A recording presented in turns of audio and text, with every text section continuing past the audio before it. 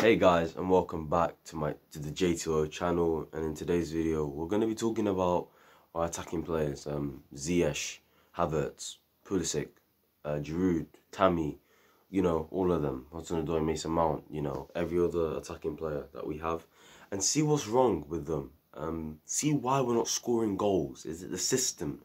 Is it the fact that the players are not on form? Is it the fact that who knows that they're just not.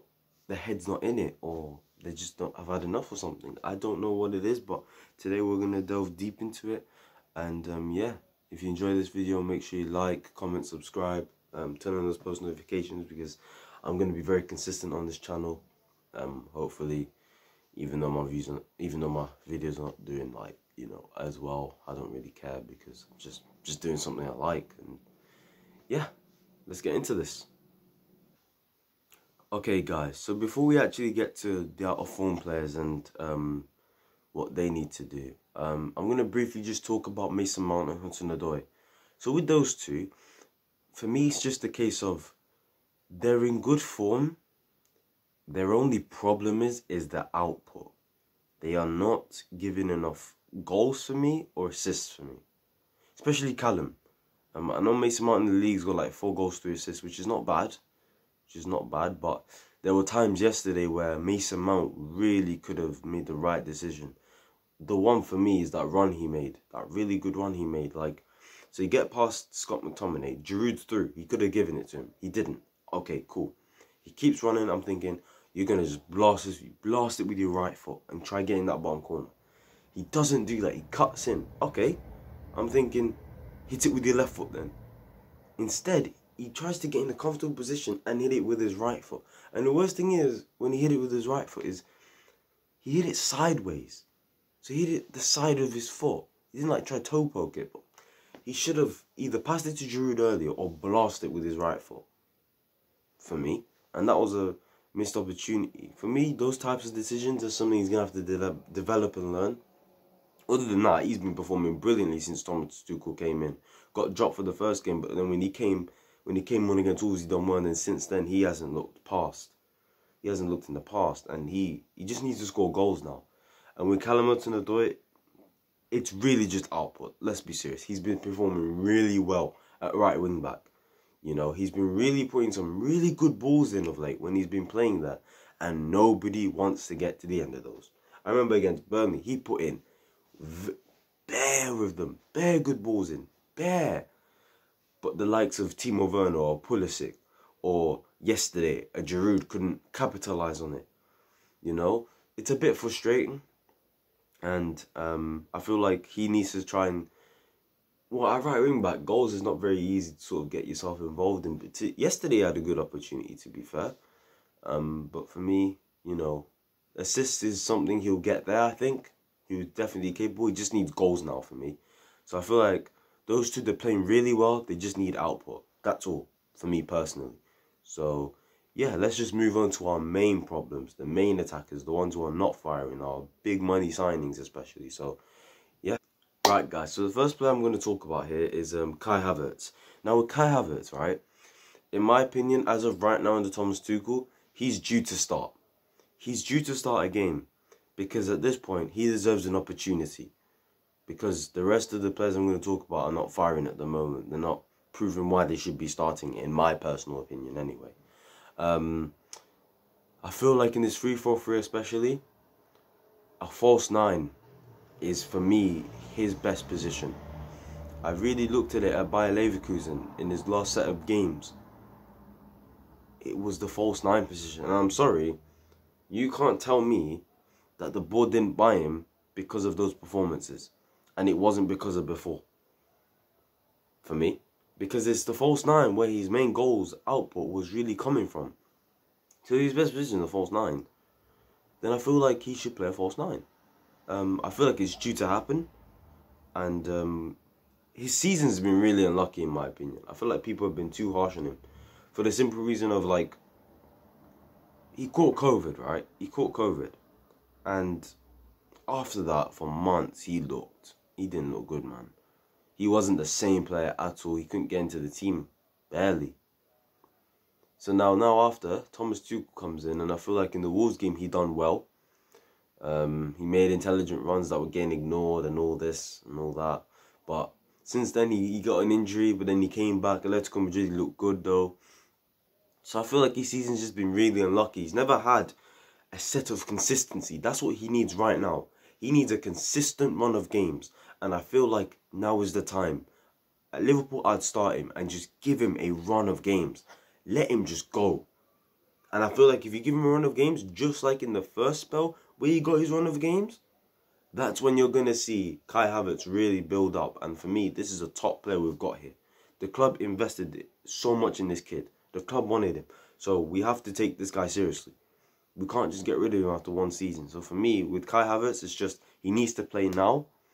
Give him confidence. Let him have those run of games. Because he's really the only one who hasn't had an opportunity yet under Thomas Tuchel. I know he started one game, but, you know, him and one other person haven't. So I'll get to that person in a second. But with Kai, that's all with him. He just needs to have a consistent run of games. And if he does, I think you're going to see what Thomas Tuchel will bring the best out of him. Because, like, I feel like Thomas is waiting.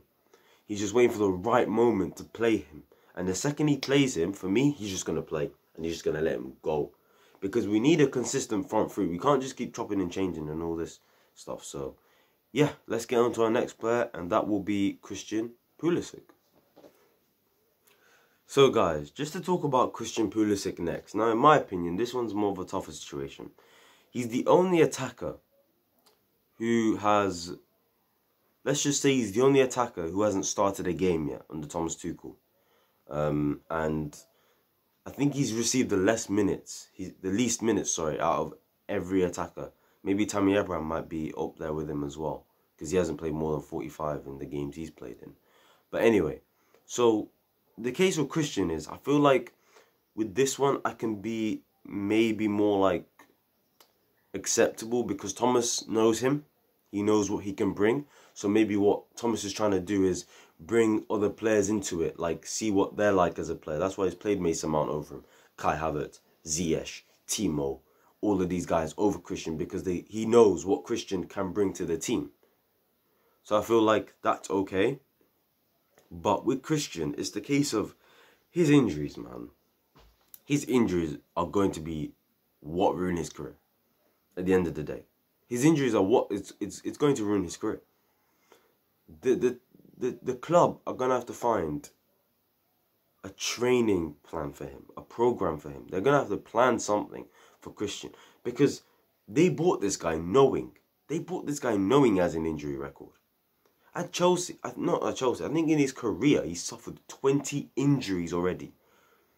20 muscle injuries. 20, bro. And he's 22 years old. To me, people make fun of him, saying, oh, his legs are made of sticks. People taking the piss out of him. That's not... Genuinely, I'm there thinking, I just think it's unlucky. I just think he's really unlucky that it has to be him that suffers with injuries. You don't know if he's looking out. You don't know. He might be actually looking after himself really well. He might be trying his hardest to look after himself really well. Maybe injuries is something that runs in his family. Maybe his family have a history of injuries. Something that you have that consistently that something the others may not have is injuries. Something like that. You see, me personally, I've never been injured in my life. I've never had a proper muscle injury in my life. I may have had like a stitch here, or like a what's it called, a cramp. That at best. But I'm fine after like 5-10 minutes. Do you know what I mean? I can walk normally again. You know, with Christian, he's just really unlucky, and it's gonna really ruin his career if he doesn't sort these injuries out. So, for me, if he's injury free, he starts for me. But I can't rely on him over a period of games. I can't, and this is the issue. In this 3-4-3, I'd give him a chance. I'd give him a run of games. Give him a run of games to a certain point, and then don't play him. Because, again, injuries has ruined the momentum of his season, despite he's having a poor season himself. He came on yesterday, he didn't really do anything. But at the same time, he didn't have time to do anything. I know he had the shot that over the bar, and some people want to start making fun of him for that. Ooh, someone thinks he's Mo Salah just because he tried to have a shot. Who else tried to have a shot? And you're making fun of him for... That's just beyond stupid, if I'm being honest. So yeah, with Christian, he really needs to find a way to get those injuries out the way, because the club know what they bought. Let's be serious here. They bought an injury-prone player, so they must have had something for him. Surely. Maybe, I don't know, commercial comes into it. US's biggest star to come out in years. So commercially, we bring in fans. Yeah, I get that, but forget that. I need Christian Pulisic to be injury-free and do what he did best and showed why last season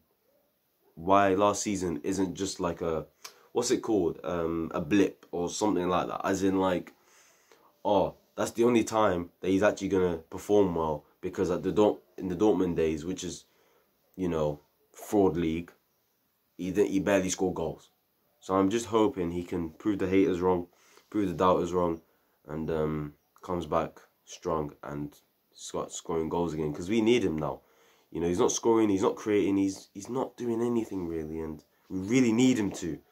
So I think his problem mainly is injuries, and we just need to find a training program for him. Just plan something for him. And yeah, let's move on to the next player, which is going to be Hakim Ziyech. So guys, the next player we're going to be talking about is Hakim Ziyech. Now with Hakim Ziyech, he strikes me as the type of player not to really fit a Thomas Tuchel system. Considering people say his best position is a right winger, Thomas Tuchel I don't think would like him there, especially in a 4-3-3 formation. I think he'd probably prefer him on the wing in a 3-4-3, but saying that with Hakim Ziyech, I just don't think a 3-4-3 suits him.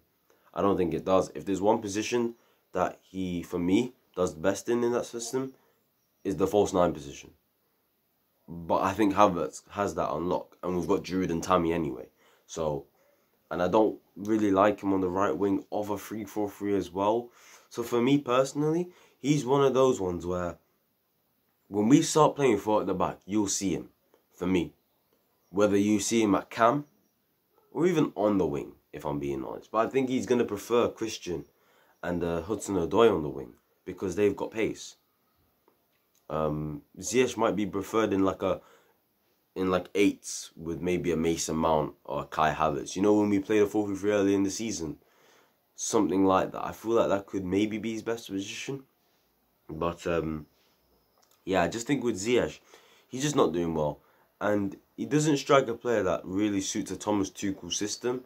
But Thomas Tuchel can be adaptable to his players, so I feel like Thomas Tuchel will find a way for Ziyech. And with Ziyech, I just think it's form and momentum once again, just like with Pulisic. It's just Ziyech just isn't as injury prone, and as well, I feel sorry for him, because the reason why I said I feel sorry for him yesterday wasn't even because of the position he played. You don't go understand, right? Last season, in 1920, I think football in Ajax finished in like March. They voided the season in March. They were like the first, like, sort of season. They were the first, sorry, they were the first league in Europe, I think, to stop the season completely. They stopped it completely. They null and voided it. They stopped the season. They didn't announce a champion. They stopped it in March. Ziyech was not playing football for time. March, April, May, June. He didn't play football for 4 months. 4 months of no football. No wonder in his first game that he appeared in against Brighton, he got injured. Because that was his first game in 4 months. 4 months, bro. 4 months. That's very long, you know. He hasn't had the momentum. He's had a tough year, man. He's had a tough 1 year. His 1 year has been really difficult. And I just hope he didn't get injured the second time around, because in that period he was doing really well when he played well against Alex and Newcastle. He played well against Sheffield. Those types of teams. He was building a momentum, and everyone started seeing Ziyech's talent. Everyone started seeing it. He gets injured against Leeds. A game where he did well until he got injured. And then when he comes back, oh look. He's not doing well again. Why? Because the first game he came back, he clearly got rushed back when Callum Hudson-odoi was fit and ready. Lampard decided to put Ziyech in instead. What's going on there? Come on now.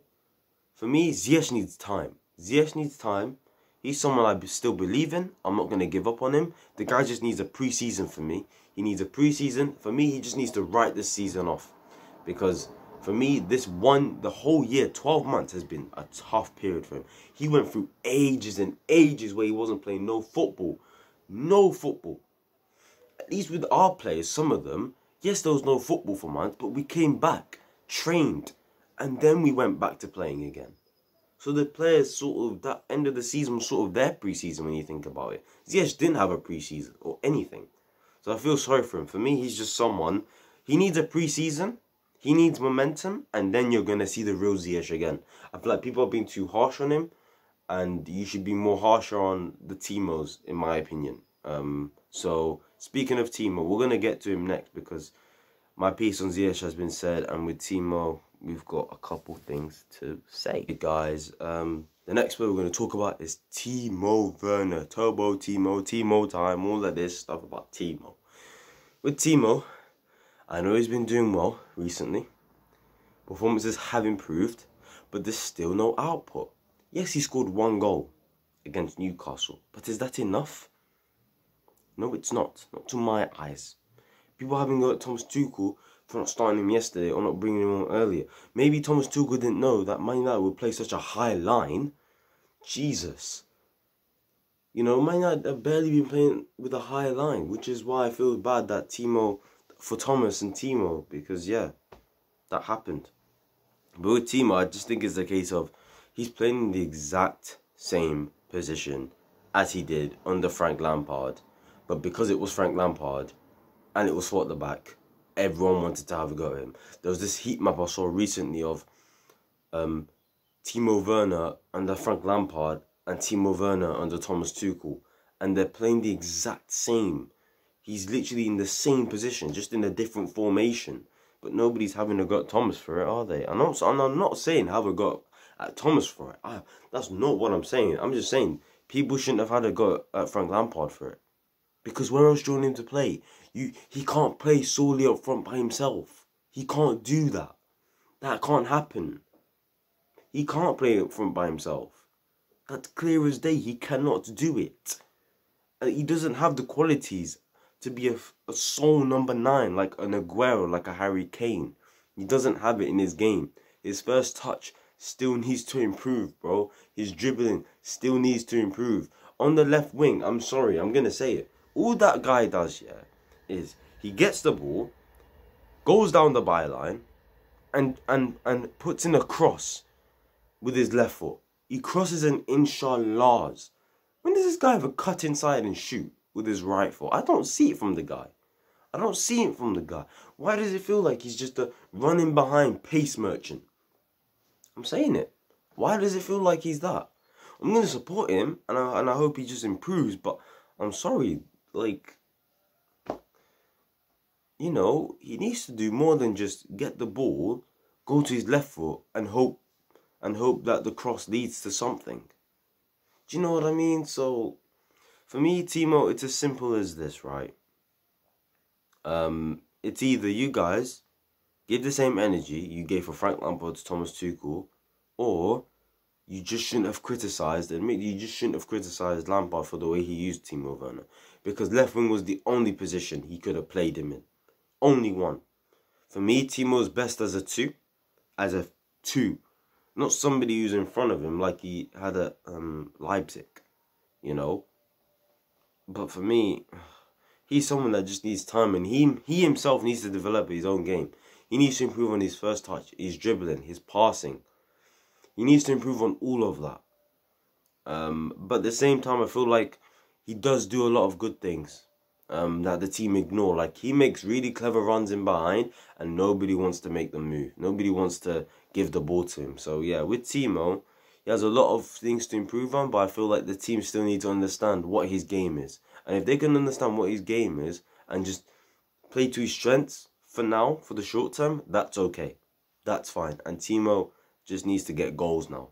Get goals, build your confidence up, and yeah, that's really simple as on Timo. And yeah, the next player we're going to do is, should we do Tammy next? Yeah, let's do Tammy next. So next we're going to do Tammy, but we're going to do Olivier Giroud with him as well. I'm just going to quickly brief on Giroud as quickly. So with Giroud, it's as simple as this, right?